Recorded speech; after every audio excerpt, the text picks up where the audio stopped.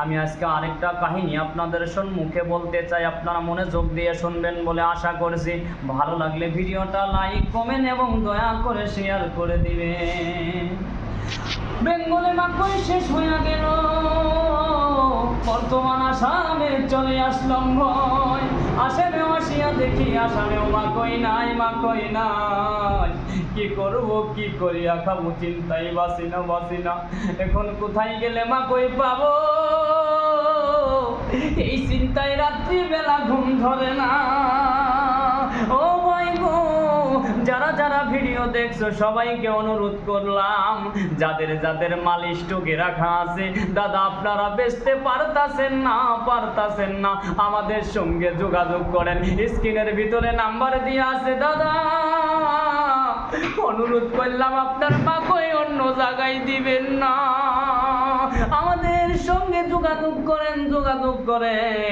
আপনার যতগুলা মাল হোক না কেন, সমস্ত মাল কিন্তু আমরা কিনে নিতে ক্ষমতা আছে। ও দাদা অনুরোধ করলাম গো, আপনার মাল কোনো জায়গায় বিক্রি করবেন না। আমাদের মতো কোনো মানুষের দাম দিয়ে কিনতে পারবে না।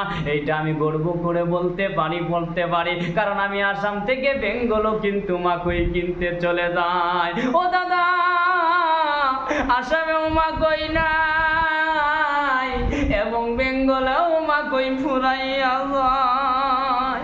রাত্রি বেলা বিছনাতে ঘুম ধরে না, চিন্তা কখন মাকই কিনতে পারবো, 2-1 টাকা ইনকাম করতে পারবো, কিন্তু মাকইয়ের বাজার শেষ হয়ে গেল। এখন কি কইরা খাবো, মাকইয়ের টেনশনে ঘুম ধরে না। ও দাদা সবাইকে অনুরোধ করছি, আপনার মাকই যদি না থাকে আপনি ভিডিওটা দয়া করে শেয়ার করে অন্যজনকে পাঠাইয়া দেন, যাতে ওই মানুষটা এই ভিডিওটা দেখতে পারে আর মাকই যাতে তাই বিক্রি করতে পারে, তার জন্য বলে দিলাম। এই ভিডিওটা আমাদের নসিউর ভাই দেখতে পাচ্ছেন, এখানে বড়িয়া করে বসে বয়ান শুনছে। মনের ভিতরে একটু দয়া করেন আব্বা, শেয়ার না করে একটা লোক যাবেন না।